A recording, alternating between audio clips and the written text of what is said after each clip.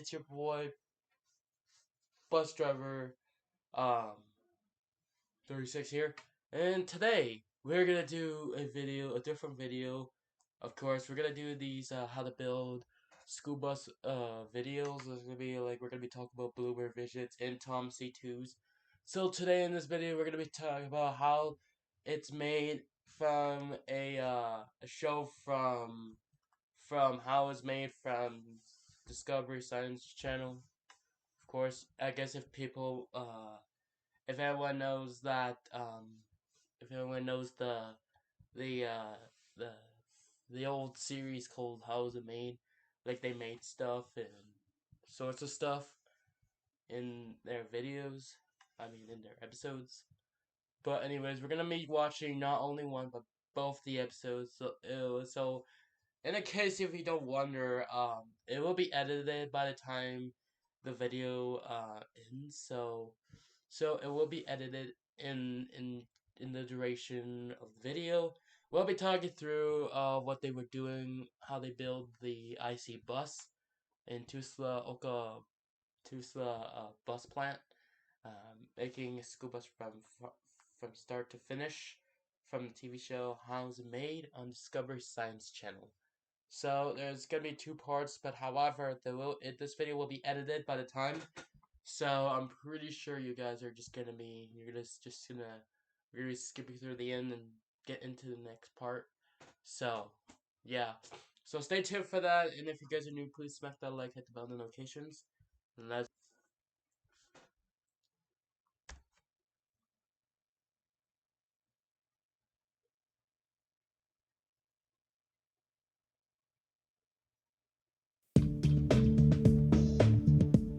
Every school day, children across North America wait for the school bus. Appearance-wise, it's hard to miss. Big and yellow, it's deliberately conspicuous.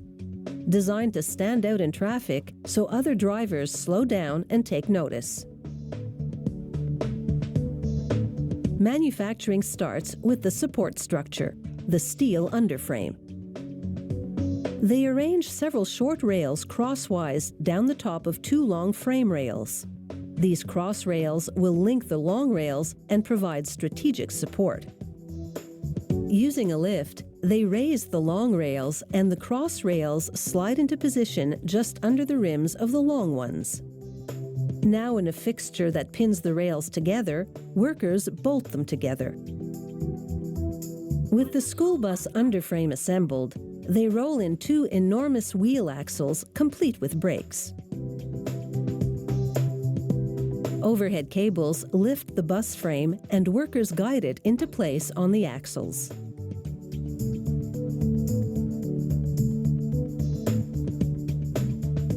They attach the axles to the frame with metal brackets, shackles, and spacers where needed. The chassis is ready for the engine. They lower it onto the front of the frame and secure it with bolts. The school bus engine packs a lot of power. It's diesel-fueled with 6 cylinders. Next up is the front cowl assembly, which includes the instrument panel and steering column. A worker wires the steering wheel to the controls in the column and slides it into place. They mount the tires and rims, 4 on the back axle to handle the heavier passenger load, and 2 on the front. Using a multi-pronged tool, the worker tightens numerous nuts to fasten the wheels to the axles. They now encase the engine with a fiberglass hood. The hood has been pre-painted and equipped with cross-view mirrors and headlights. They bolt it to the vehicle frame, and after adding antifreeze and coolant, the bus is technically drivable. They roll it over to a test station to check the brakes.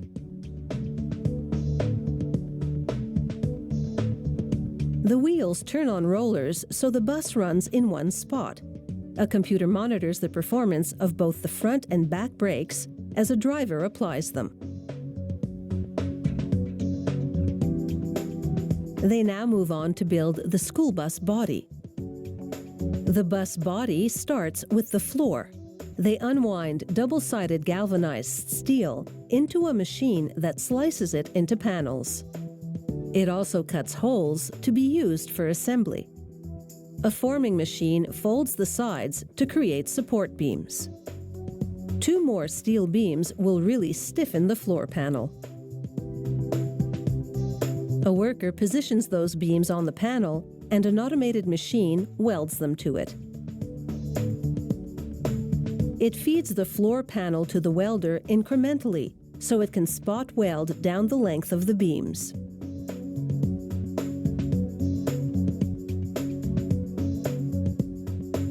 It takes dozens of welds to solidly secure the steel supports. And with those reinforcements, the floor panel is complete. It's ready for assembly. Workers arrange several panels upside down in a precise configuration. Then it's into a second automated welder that joins them to make one school bus floor. After manually welding pockets for wheels, a machine called the floor flip picks up the bus floor and turns it right side up.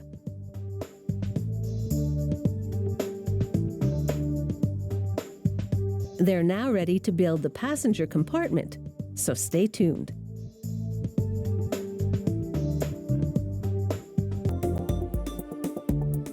To build the frame for the school bus walls and ceiling, they bend steel beams into bow shapes. A hydraulic machine with pushers does the job in seconds, achieving an exact radius.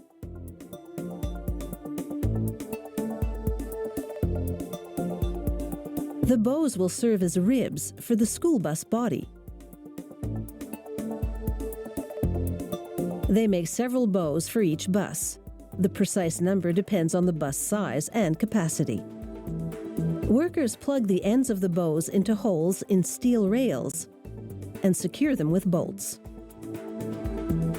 They weld lateral supports higher up, and the cage-like skeleton of the school bus takes shape. They're now ready to build on this framework. They attach the metal windshield surround. The team then moves the steel side sheets and skirting into place. They secure these panels with super strong adhesive and numerous rivets. Using cables and nylon straps, they pull steel sheets to the roof structure to make them conform to the contours. The steel is 20 gauge, a grade that's flexible enough to be easily bent. The cables hold the steel panels tightly to the roof structure, while the workers rivet them to it.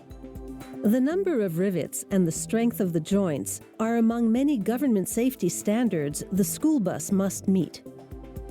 Working from the inside, they glue fiberglass insulation into the pockets of the cage to keep the bus warm in winter and cool in summer.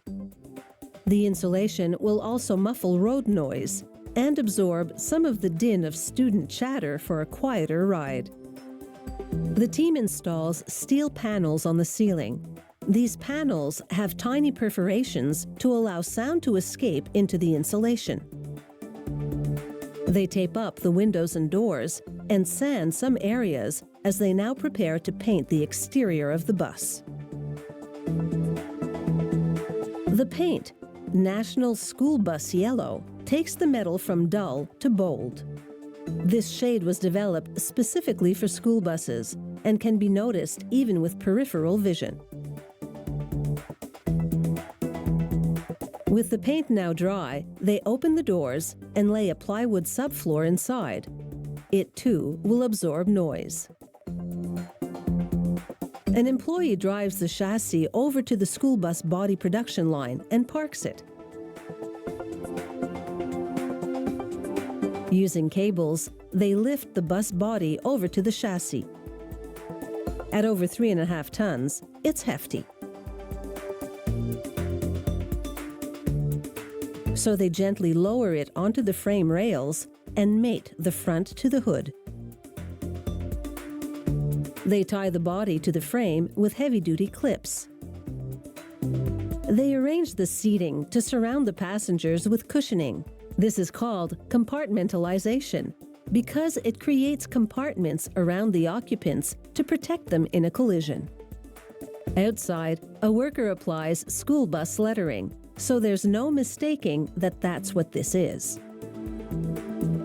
Another worker presses an adhesive-backed manufacturer's emblem to the hood. They equip the bus with the flashing lights and stop signs to get the attention of other drivers when children are loading and unloading. They also install a crossing gate to keep children within the bus driver's sight line. They test all of the warning lights and safety devices. And satisfied that everything is operational, the bus rolls off the production line. It's taken a day and a half to build it. And when it comes to an education, it's ready to deliver.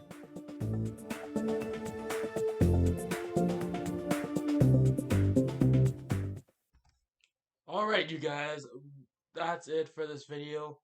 So, you guys, we're gonna do some reactions coming up, but anyways, I hope you guys enjoyed that video, but if you guys are new, please smack that like, hit the bell notifications. But you guys, that was a pretty good video, even though it's been like 10 years since the last time that they did how it's made video for a school bus. Even though back in 2010s they did do some videos about our buses, including Bluebird Visions and Tom Seaches, which we'll do it pretty soon. But also stay tuned for that. And then we're we're gonna be doing some reactions to how they build the buses. Like the CE was not bad back then, because back then they had like Max Forces back then. That was way before they had the Commons in the PSI. That did not was produced yet at the time. It was still Max Force Diesel at the time, but anyways, yeah, I was pretty interested to react to this video. I didn't have crazy reactions to it in general, because I've been pretty muted for the most of the whole duration of the video, but I wouldn't say that this video is not bad, as I believe, because even though most Canadian buses, most IC buses are mostly built in Tulsa, Oklahoma, and mostly in Canada. Even Southland started purchasing these buses since 2005 when they introduced their second gen, and they were the most popular choices for schools, including some rarely with the ICBE also was more common in the 2005's model years, and then upward IC buses became the most popular buses fleet in for schools, including North America and also South America. I mean, but yeah, at least it's pretty cool to react to this, how they made their school buses in the first place. Because IC buses are more common nowadays.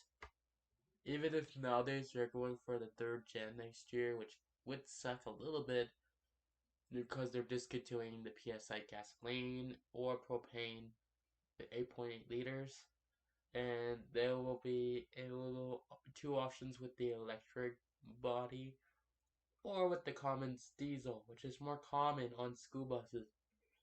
Now in the States, but even though Southland does still do optional like diesel in propane, but in Ontario, in Southland and Ontario, they mostly do gasoline also.